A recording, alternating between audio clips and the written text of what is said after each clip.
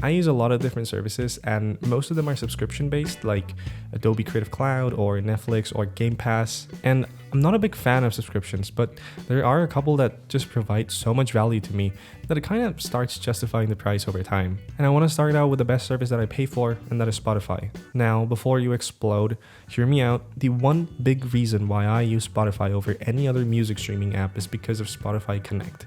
Let's say you're playing music on your PC and you're on your bed. Instead of having to get up and ruining your slumber, you can just use your phone to change it. Now, how is it better than just playing over Bluetooth? Well, because there is no range limit. I can even quit the app on my phone and it still keeps playing on my PC.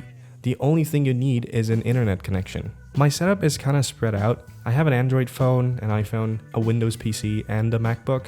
And Spotify is the only app that works extremely well with all of these devices. But on top of that, I also use an Amazon Echo Dot, which is by far, well for me, is the greatest music streaming speaker that I've used. If I'm streaming music on my PC and want to switch to the Echo Dot, I can just do that with one click using the Spotify Connect feature. This doesn't use Bluetooth, which means I can do whatever update or restart I have on my PC and the music will just continue. And I also use it to play white noise when sleeping, so I don't have to waste my phone battery by playing it via Bluetooth. No, I don't hate Bluetooth, but Spotify Connect for playing music is just so much better. I've been using Spotify since 2019, but I don't have many playlists because most of the times I want to listen to some music, I just play my liked songs or some specific album.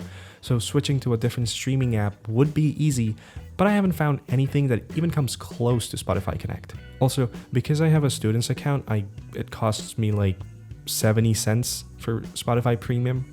I've already talked about my Amazon Echo, but I believe it's the next thing on my list. It's a decent voice assistant, but I rarely use that feature. I'm just impressed by its sound quality. When I'm working, I use Spotify to play music on it. I edit with headphones on, and setting the Echo to the right volume is just a vibe when editing. The only set of wired speakers that I actually have for my PC is this old 2014 LG TV that I also use as my second monitor, and they sound terrible when compared to the Echo. I only use them to watch YouTube videos when I'm eating or when I'm recording a gameplay video for this channel. Definitely subscribe to that one as well. I know I can get a dedicated set of speakers, but considering my use case, I think the combination of Echo and Spotify Connect is literally perfect for me. As for the next item on the list, I'm pretty sure I can live without it, but having it is a pretty nice quality of life update to my life.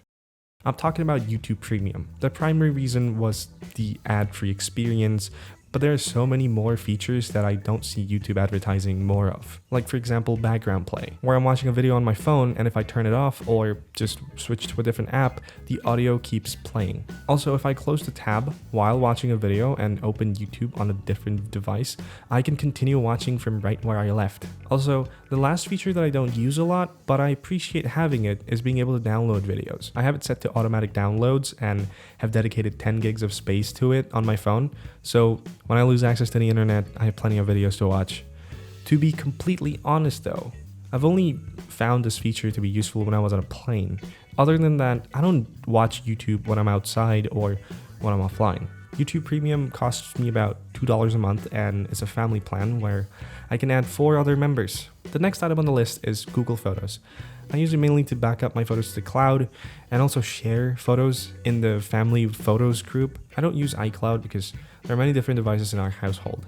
Plus, I've been backing up photos to Google Photos since 2016. Although the storage you get for free is 15 gigs, which is pretty low. Since I use Google Drive to transfer work files and to back up photos, I subscribe to the basic Google One plan, which gives me 100 gigs of cloud storage for $1.50 a month. I am, however, getting very close to filling it up, and because I don't want to get another cloud service, I'll continue paying for Google One and might even get a higher plan, I don't know, maybe. I've used like 70 gigabytes of it. I do find the prices to be fair. Unlike Adobe, I got the Adobe Creative Cloud All Apps plan with a student's discount, and it's the most expensive subscription I have at the moment. And also the one I'm least satisfied with, because the 100 gigs of cloud storage I get with Creative Cloud is just not good.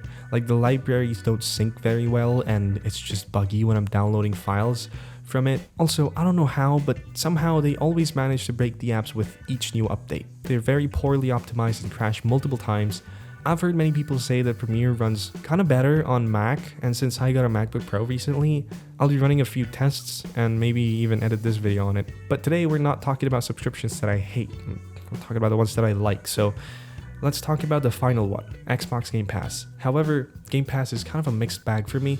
On one hand, I like the idea of being able to play any game from the available choices, but on the other hand, I hate the fact that if I start to like a game or make good progress in it, I'd either have to keep paying the monthly fee or buy it from the Xbox store. And there is no official way of transferring the save files from the Xbox version of the game to the, let's say, Steam version of the game. As an example, I want to talk about No Man's Sky. I first played it on Game Pass and I really liked it, and without thinking a lot, I spent about 50 hours in the game. And then I realized that I actually want to have it on Steam since I want to keep playing it without paying for Game Pass. But in order to transfer the files from the Xbox version of the game to the Steam version, I had to spend hours downloading them on both apps and then using third-party save extractors and editors to manually edit the Xbox values to match that of Steam.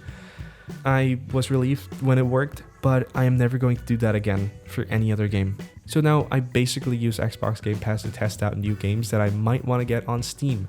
The price for me is $4.15, which I think is a bit much. If we were to compare it to Netflix, which is $8 a month, I think it's more reasonable, but then again, with Netflix you can get 5 different accounts that can use it at the same time, but with Game Pass you only get one. I don't know, I want to keep it in this list because I've been able to play a bunch of different games with it that I wouldn't have otherwise.